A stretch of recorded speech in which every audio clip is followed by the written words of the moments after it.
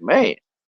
Right. At the time, were you signed, or are the labels coming knocking on your door after that appearance? Uh, no, I wasn't signed yet. I don't even think Cube had lynched my records yet. So no, I wasn't signed. Like I think right before we got ready to finish up my album, that's when he no. Wait a minute. Yeah. Because at first he just had the dealings with with Sylvia Wrong with East West. I think it was called East West Records or something like that. And that's what he had Yo Yo and Cam on.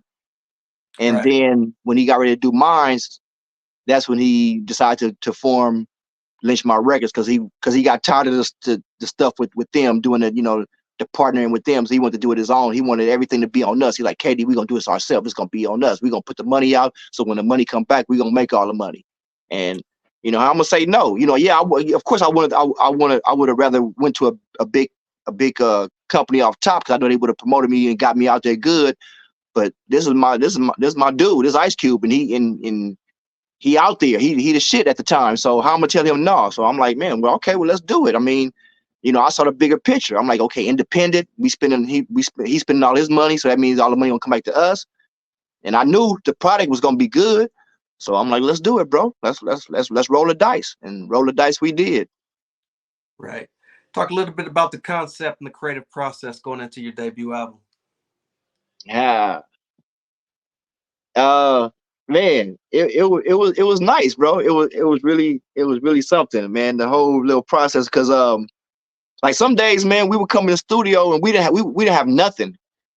We would just come in the studio with nothing, and Q would get on the drum machine and he would do a bottom beat, and we would either call my man Payback in, that was a bass player, and he would come play some bass.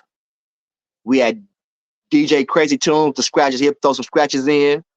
Um, we had a keyboard player, he put the keys in, and we just put all this stuff together, man, and make a bomb ass. That's how I did Thought I Saw a Pussycat. When we came in, bro, we didn't have nothing. We just started from scratch, bro. And as far as the raps, I didn't even have nothing together. I just had lines here and here, and as they were making the beat, I was putting the lines together. And when Cube told me to come listen to it, I'm like, damn, like, yeah, that shit fly. He like, you got anything? I'm like, yeah. So I started spitting my shit. He like, man. Then he called the Brides of Frankenstein in to sing the Thought I Saw a Pussycat. So the way we put it together, man, it was nice and it was fun, bro. Because we had Boosie Collins in there with us. He stayed in L.A. for like a week, so he would come to the studio like every day, man, and play bass on. I think he played bass on about 6 of my songs. And then we Wow. had Bernie Royale, rest in peace. He from Parliament. He played the mini moog on a couple of my songs. So, bro, it was, man, bro. I was like a kid in the candy store, man. It I was bet. lovely. How hard was it to get a Morris Day feature? Hi, that was another one of Q's doing, man. We came up with the idea of doing Gigolos Get Lonely too. And he said, let me reach out and see if I can get Morris Day. He reached out, and Morris Day, man, he was willing. And you had to remember too, at that time, Q was really hot, so everybody wanted to work with him. That was around the time too, I think, when he directed that Prince video with Nona Gay and Prince. So Q was a hot factor around that time, man. So it wasn't really hard for us to get Morris, man. Morris came to the hood, man. He came to the studio where we was at, and he came with his singing coach, and he redid the vocals, man. There wasn't no sampling, nothing. He came down and redid his vocals from scratch with a singing coach. Like, I'm like, okay, this is real, bro. This the real deal. So yeah, man, the creative process of doing my album, man, was lovely, bro. I had a good time, man. Seriously. Right. What do you remember most about those recording sessions? Just fun, man. Like I say, because Boosie Collins was one of my childhood favorites, man. So just to be in the studio and chopping it up with him and making music with him was, bro, you couldn't beat that, man. So every day I'm in awe, just in there, just watching him just get down with the coming up with riffs on the bass, and just sharing his stories with me back in the days when he was with James Brown and with Parliament, and George Clinton, and the dude had stories, man. Telling me back when they were how they used to get high and all the drugs they did before they was playing, and man, bro, that was history, man. So yeah, I had a good time, man. I wouldn't take that back for nothing, bro. That was lovely right there, man. So, overall, did you have creative control for your project?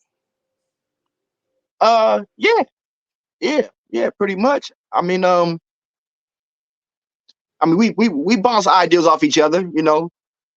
Cube had a, you know, Cube had a lot of ideas because he told me that my style my style of rapping, player stuff, that's some of the stuff he want to talk about, but he can't talk about it like, as that much. He can do it here and there, but he can't really talk about it. So when it came for him doing my album, he had so many ideas boggled up in that category that he was just shooting ideas at me.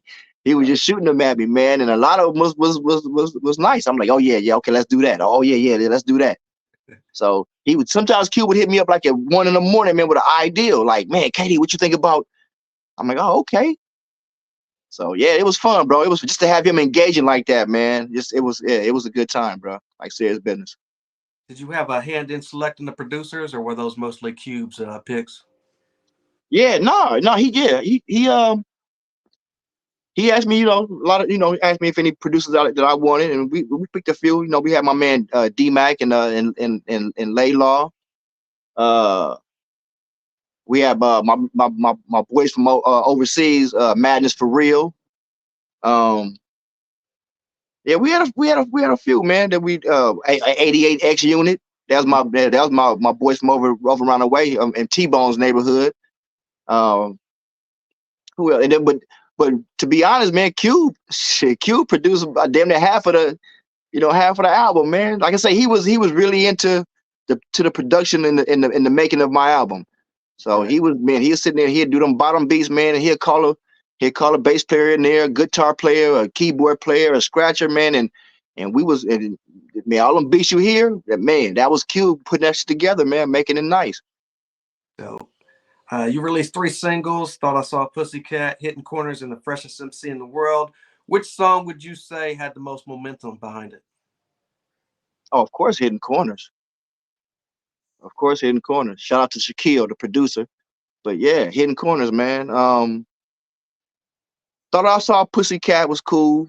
And Fresh as MC was even good too. That gave me a cool little push too. But Hidden Corners to this day, man, I still get a nice little piece of change off that song, man, to this day, because people still bump it, man. It's almost, matter of fact, I think my album about to be this year made 30 years, man. My album been out, and Absolutely. yeah, they still I still get a nice little something from Hidden Corners. It ain't a lot, but it's a nice little something. Favorite memories from shooting some of those videos? Woo! Hey, man, I'm gonna tell you, man. for um for Thought I Saw a Pussycat, we had a audition, man, for girls. And bruh, let me tell you, man, bruh, to sit at that table, man, and man, the rope, man, to see them, man, bruh, I was like another reason I was like a kid in the candy store. I don't know if you seen the Thought I Saw a Pussycat video, but like in the beginning, I don't know if it's the beginning, but it's one scene you see it's a line of girls that get into the show, and like all those girls was handpicked. All them girls was handpicked. I mean, bruh, to this day, me and my friends still talk about that. I got one of my cousins. He was like, man, K-Dee, man. He's like, man, I still remember that day. But he said, man, I had so much fun, man. He's like, bro, it was so many girls. So yeah, man, I think that was memorable, man, to me, and me having that convertible limousine. That convertible, because had never seen a convertible limousine before. So for me to have a convertible limousine in my video and have all them beautiful women, yeah, that was, and I have Boosie Collins in it. That was nice, bro. No doubt. From beginning to end, overall, how long did it take you to complete that album? Um, I want to say like maybe like a couple of months, bro. It didn't take. I don't think it took too long. Maybe like 2 months, 3 months at the most. Because while we were on tour, man, we were still working on it. I remember, right. I think I wrote Fresh as MC on my way to Australia or New Zealand. Yeah, on my way to Australia, or was it New Zealand? One of them. I wrote it on the plane. You know. So yeah, we kept it moving, bro. We didn't, even when we was working, we still was working. Right. When that album was released in '94, what do you remember most about the reviews, and what were your peers saying about that project? Um, the reviews were the reviews were good. I did have some reviews that wasn't that pleasant. It was only a few. It wasn't that many.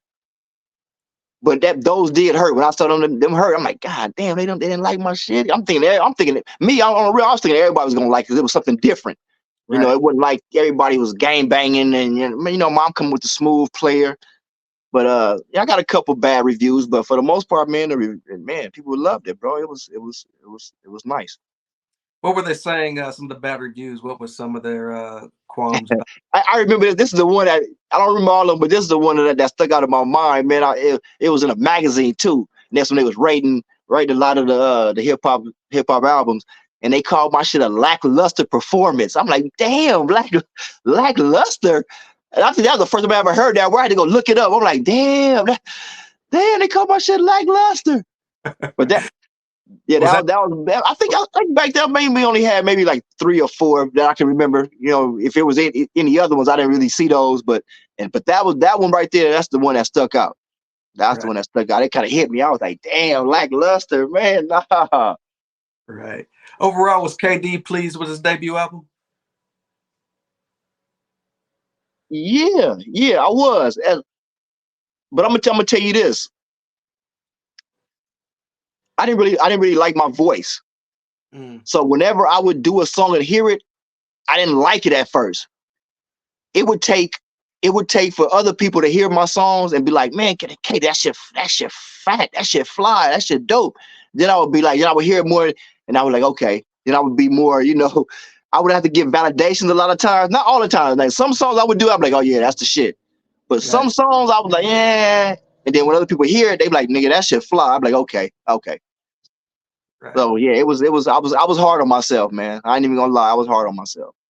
Was there anything missing in particular? Maybe a guest appearance that you wanted, or a producer? Overall, That's funny, man. Because when I look back on it, yeah, I really didn't have no features like that. I just had my homeboy Snow, and of course, Boosie and Morris Day. I didn't even have Cube really. He just talked on it. And when I look back on it, I'm like, damn, K-Dee, you didn't even, why you didn't get a verse for Cube?